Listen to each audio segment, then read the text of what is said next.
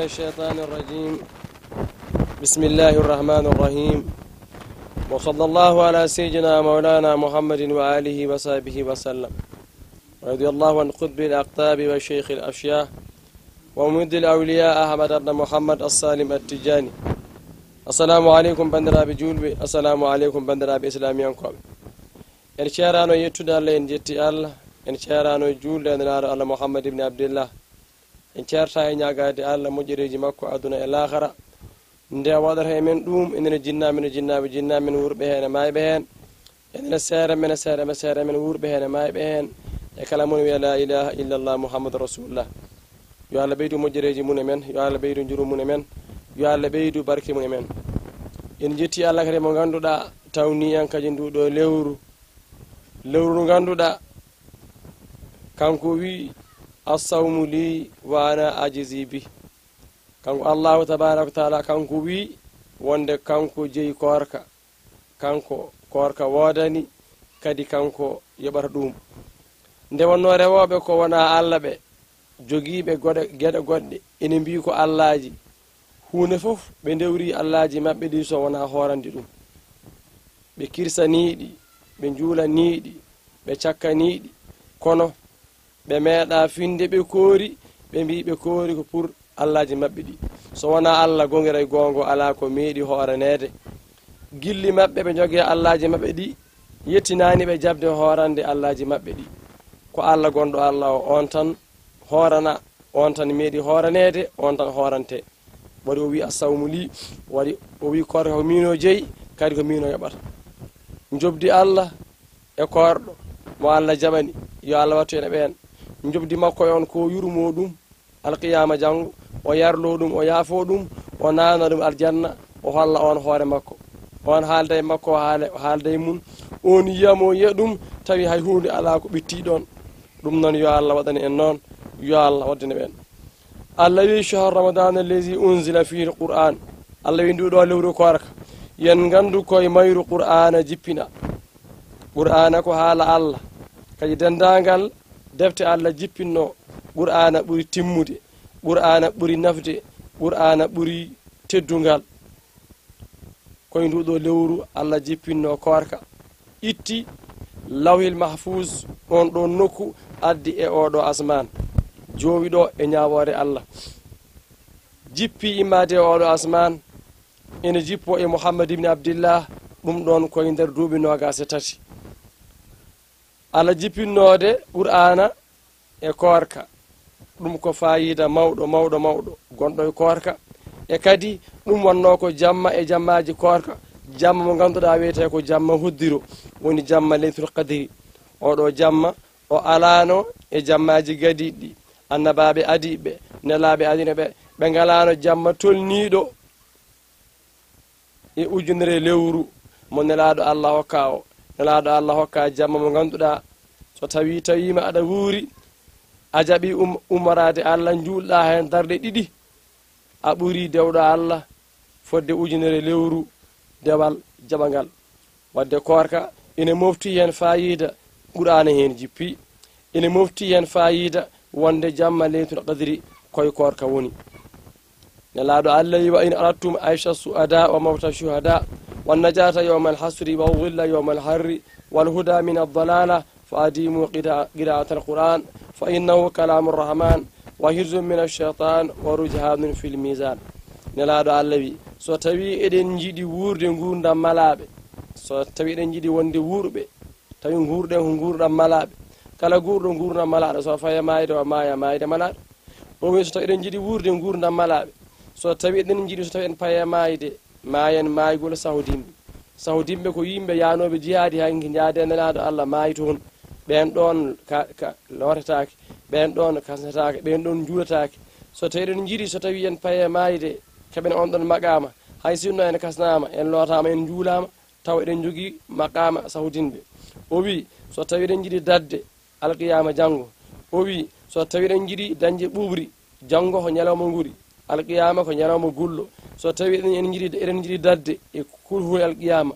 eɗen jiiɗi dañde ɓuɓri, eɗen jiiɗi allah waɗa en fewɓe, pewal ngal ganduɗa majjere ala yeesa.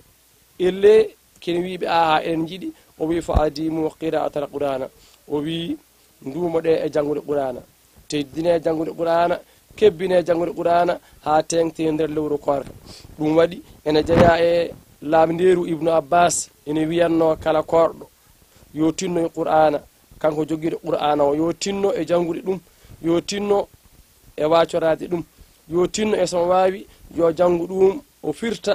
e ɗemgal makko o firtana julɓe beela ɓeydo e heɓde dakamme gonɗo e qur'ana so tawi wayayi noon yo tinno e janngude simore wiyetene qul huwallahu ahad yo ƴew kala ñalawma o daña e mayre laabi 314 kala ñalawma an o korɗo tinno ɗaccide ɗemgal ma ngal ɗaccide himme ma ɗaccide haajuji ma e janngude qur'ana nde ɗo simore kala ñalawma ƴeewa dañde e mayre laabi 314 ay pondaɗo men laɓɓe ɗum ne wona sababu ha Allah fewnuma pewal ngal majjere ala yeeso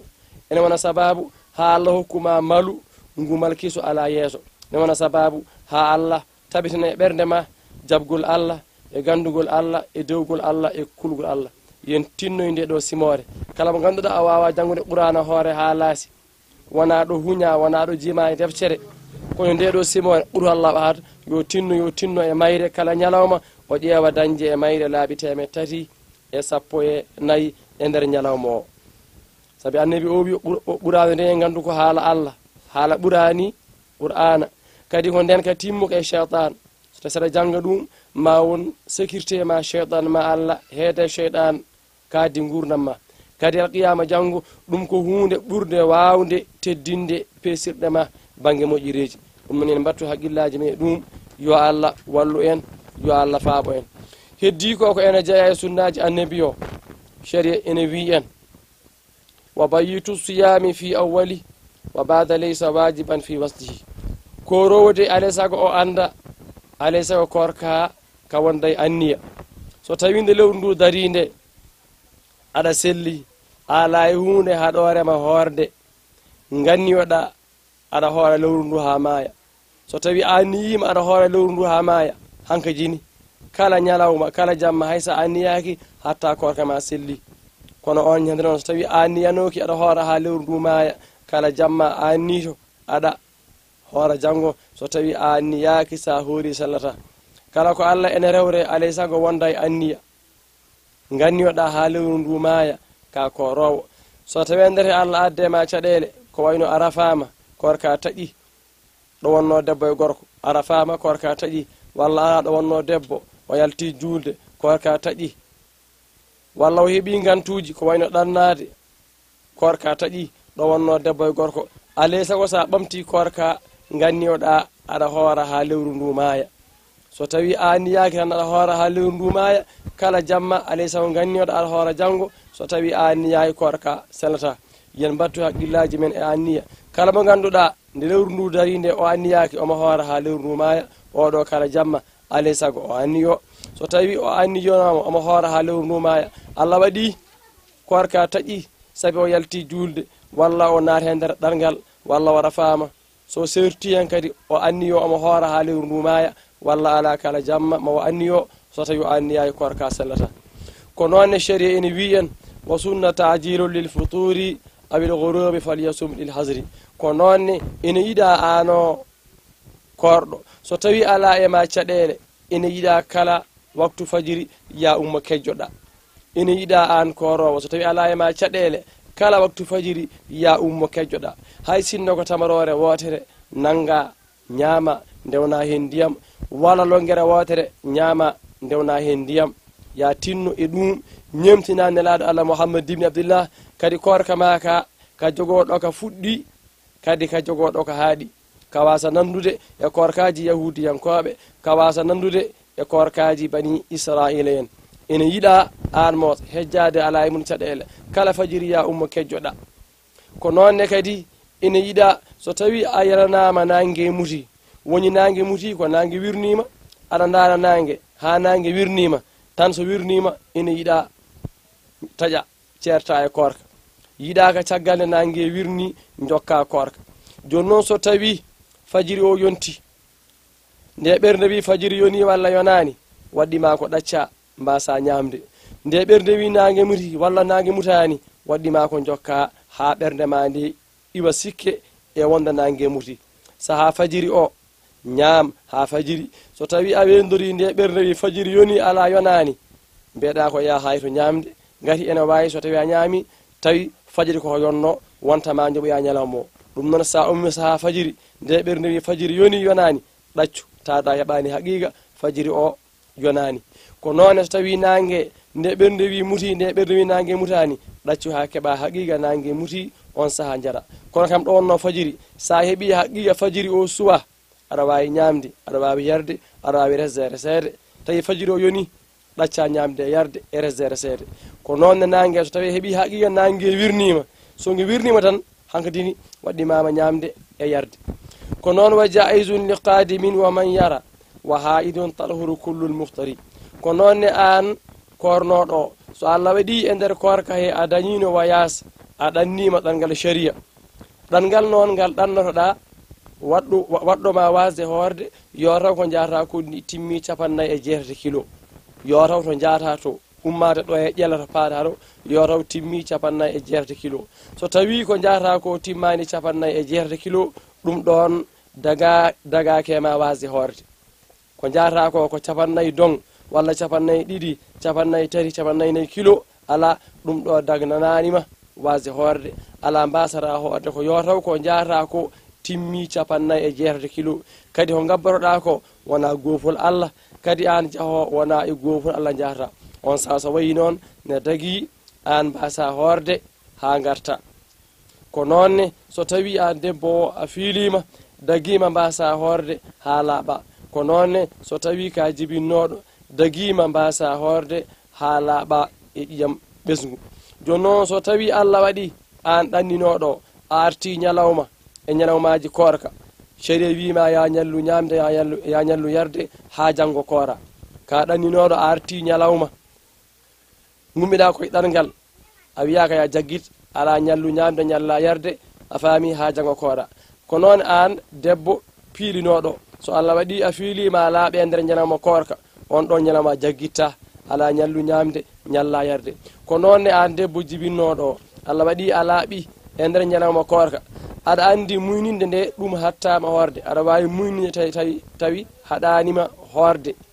kono noon a laaɓi e nder ñalawma korka a jaggitta ala ñallu ñamde ñalla yarde ko noonne Allah waɗi kanganoɗo o hanga o selli e nder ñalawmaji korka o selli e nder ñalawma korka o jaggitta ala yo ñallu ñamde yo ñallu yarde ha janggo hoora ko noonne mo sellano Allah waɗi o tini o selli o wawi horde e nder ñalawma korka he fode o jaggitta yo ñallu ñamde o ñalla yarde ha janggo inchallah o hoora ko noonne kornoɗo o lorli ɗo o heyɗi ha o ñaami walla o ɗumɗi hawo yari taadi ko lor addannoma ñamde e yarde yo ñallu ñamde yo ñallu yarde ha janggo o hoora ɓeɗo fof koɓe yafaɓe ɓe duwaka jaggidde ɗum noon allahumma ahsin aqibatana fil umuri kullaha wa ajirna min khayri dunya wa azabil akhirah allahumma salli ala rasulillah